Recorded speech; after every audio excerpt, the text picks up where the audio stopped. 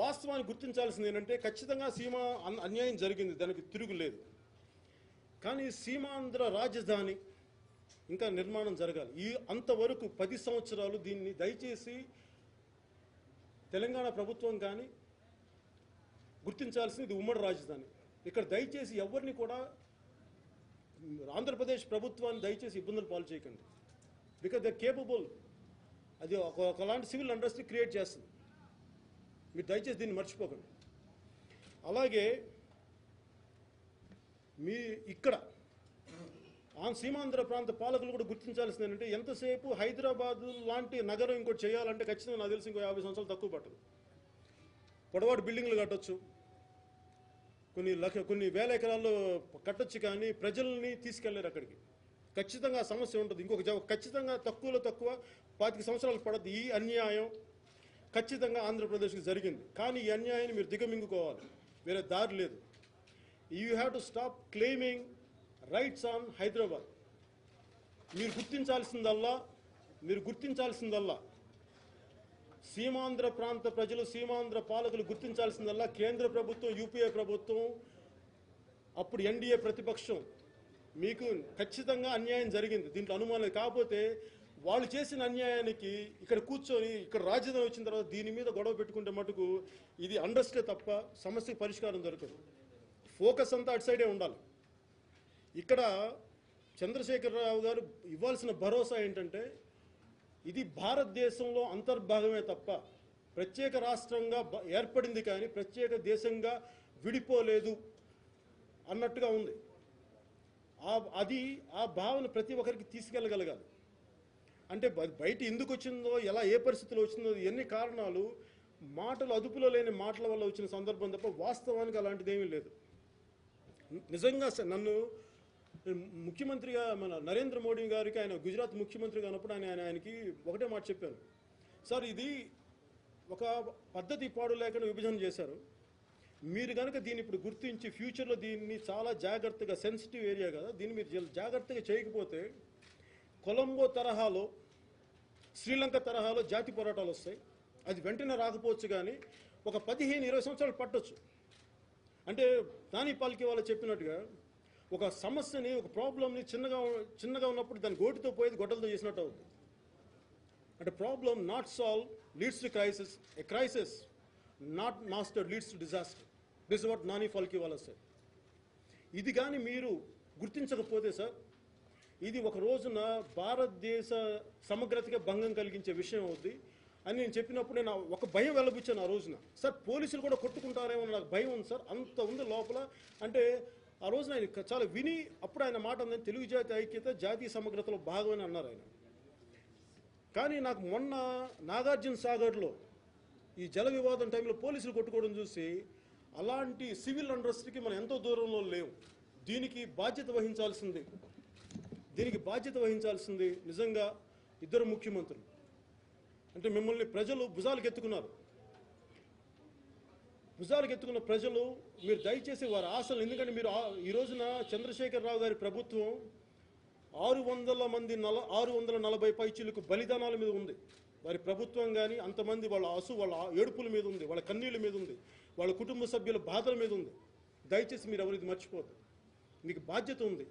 మీరు గొడవ పెట్టుకుంటా వెళ్ళిపోతే ఇది ఎటు దారి తీస్తుందో అన్న భయం నాకుంది. అది వచ్చిన రోజున విచక్షణారహితంగా పరిస్థితి రాకూడదు. ఒకప్పుడు రాజీవ్ గాంధీ గారు చనిపోయినప్పుడే ఇక్కడ ఏ గొడవలు లేకుండా ఆస్తులను ధ్వంసం చేశారు. అలాంటిది ఇప్పుడు చాలా పరిస్థితులు, ద్వేషించుకునే పరిస్థితులు, ఘర్షణాపూరితమైన పరిస్థితులు ఇంత బలంగా ఉన్నప్పుడు అది ఏ స్థాయికి దారితీస్తుంది, ఎలాంటి వైలెన్స్కి దారితీస్తుంది అన్న భయం నాకుంది. ఆ కన్సర్న్స్ నాకున్నాయి. ఈ కన్సర్న్ నేను రాజకీయాలకు పట్టుకొచ్చిన, అంతేగాని పదవుల కోసం ఇంకోటి దేనికోసం కాదు. అన్ని రాజకీయ పక్షాలు, అన్ని రాజకీయ నాయకులు, అన్ని మేధావులు, అన్ని ప్రజా సంఘాలు కూడా దయచేసి దీన్ని గుర్తించవలసిందిగా కోరుతున్నాను.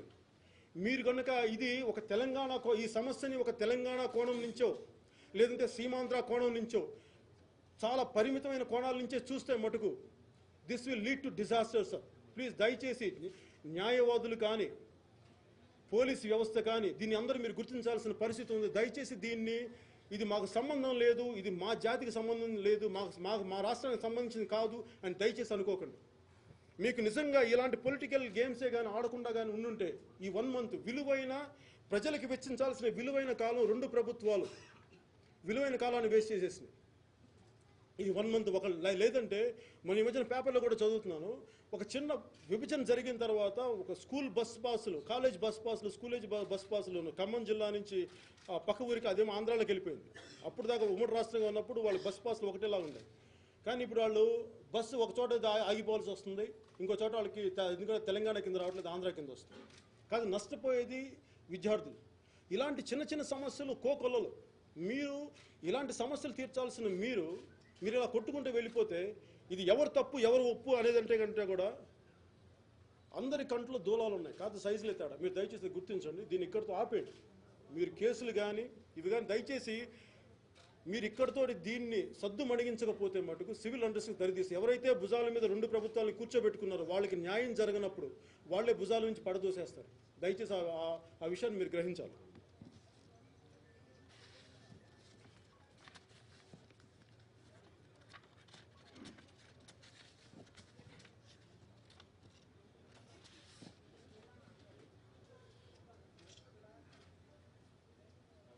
కావాలంటే మీరు ముఖ్యమంత్రులకి బాగా పాలన చేసి విసుగొచ్చినప్పుడు రాజకీయ విడుపు కోసం కావాలంటే అప్పుడప్పుడు తిట్టుకోవచ్చు. ఒక గేమ్స్ పీరియడ్లో మీరు కూడా అలాంటి సెలవు తీసుకొని పర్లేదు.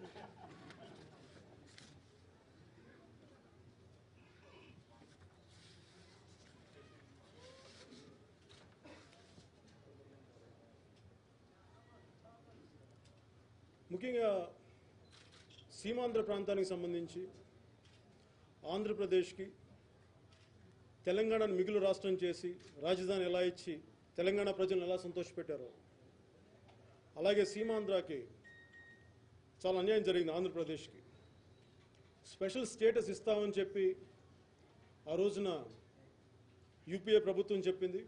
ఆ తర్వాత దాన్ని ఎన్డీఏ ప్రతిపక్షం సపోర్ట్ చేసింది. ఈ రోజున ఏ ఒక్కళ్ళు మాట్లాడలేదు దాని గురించి. దీనికి కారణం ఎవరిని అనాలి అని అనిపిస్తుంటుంది నాకు. మధ్యన మొన్న కొంతమంది ఉత్తరాది ఎంపీలని కలిసినప్పుడు వాళ్ళు అంటే తెలంగాణ ఎంపీలు తెలంగాణ సమస్యను ముందుకు తీసుకెళ్ళినంతగా ఈ సీమాంధ్ర ఎంపీలు తీసుకెళ్ళలేదు.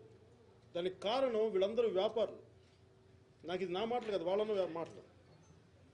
అంటే వీళ్ళందరికీ వ్యాపార దృష్టితోటి అక్కడికి వెళ్ళి మాట్లాడాలంటే మేడం అని చెప్పేసి నవ్వులుతూ ఉంటారు వీళ్ళు. అంటే నేను అనేది మీరు ప్రజలు మిమ్మల్ని ఎన్నుకుంది సమస్యను తీర్చమని. నాకు అనిపిస్తుంటుంది ఒకసారి సీమాంధ్ర ఎంపీలకి ఆత్మగౌరవం లేదంటే దాని ఆత్మగౌరవం అనే పదానికి అర్థం తెలుసా? వాళ్ళకి ఎలా ఉంటుందంటే ఈ మధ్యన నన్ను ఈ గొడవలప్పుడు మన దీని గురించి స్పెషల్ స్టేటస్ గురించి గొడవప్పుడు కొంతమంది విద్యార్థులు వచ్చి నన్ను కలిశారు.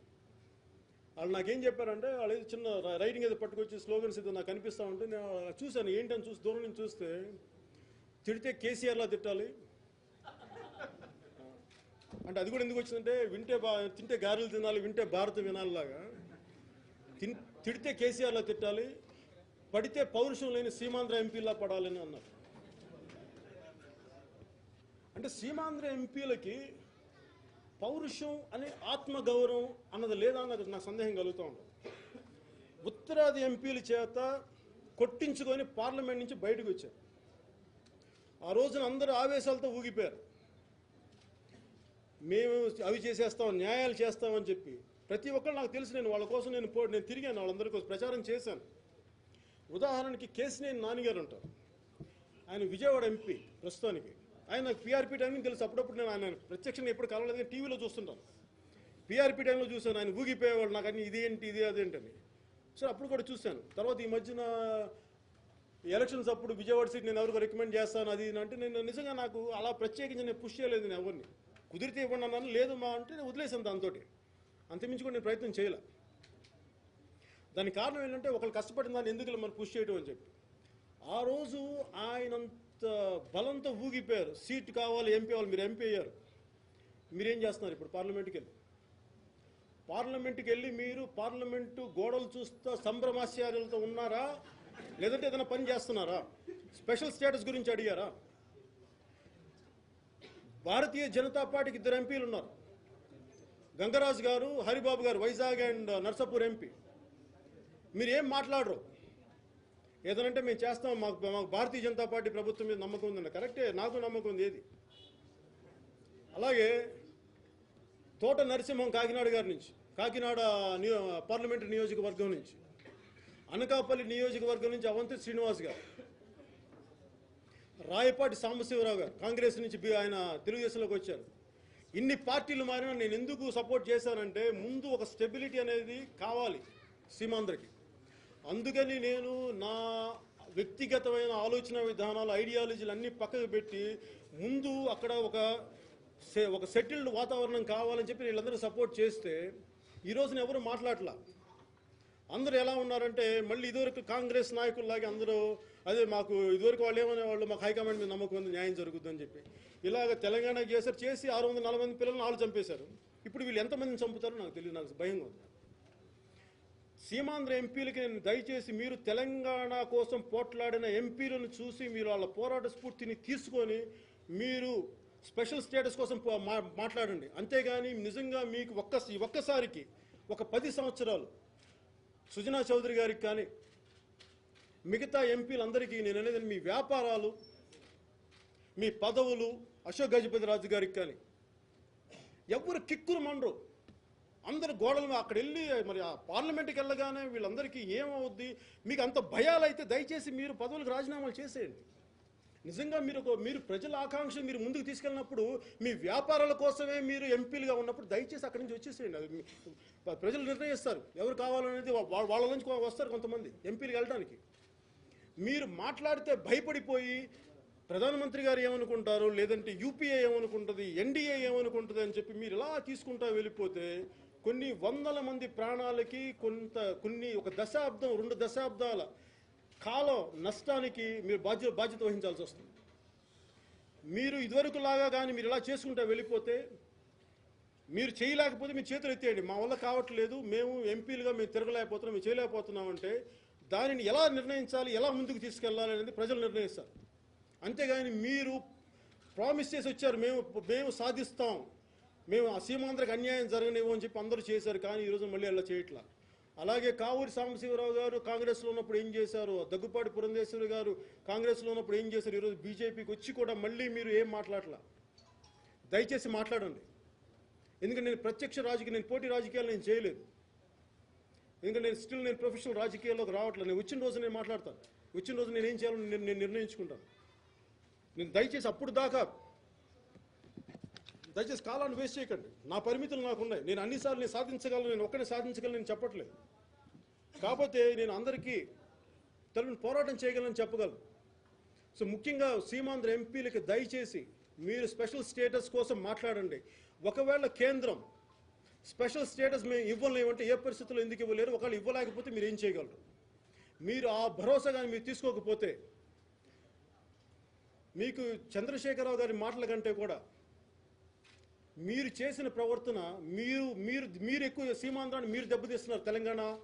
తెలంగాణ కంటే కూడా తెలంగాణ పాలకుల కంటే కూడా మీరు నిలబడి మీ రాష్ట్రం కోసం మీరు పని చేయాల్సిన వాళ్ళే మీరు వెళ్ళిపోయి వ్యాపారాలు మీ పదవుల గురించి ఆలోచించకుండా అశోక్ గజపతి రాజు గారితో సహా మీరు సీమాంధ్రకి అన్యాయం చేసిన వాళ్ళు అవుతారు. దయచేసి ఆ విషయం మర్చిపోకండి.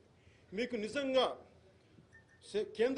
మీ మీద కేసులు ఉన్నాయి, మాకు అరెస్టులు అవుతాయేమో, మమ్మల్ని బెదిరిస్తారేమో అన్న భయాలు ఉంటే దయచేసి మీరు పాలిటిక్స్లో ఉండకండి, రాకండి.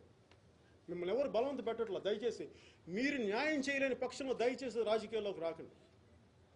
మీరు కుదరినప్పుడు మీరు దయచేసి వెళ్ళిపోండి, లేదంటే మా వల్ల కాదని చెప్పి ప్రజలకు చెప్పండి. ప్రజలు నిర్ణయిస్తారు దీన్ని ఇక్కడి నుంచి ఎలా ముందుకు తీసుకెళ్లాలనేది. అంతేగాని దయచేసి మీరు ఇక్కడితో దీన్ని ఆపకపోయి మీరు ఏమాత్రం న్యాయం చేయకపోతే ప్రజలకు అన్యాయం చేసిన వాళ్ళు అవుతారు. సో విషయం తెలుగు. Thank you sir. జై హింద్.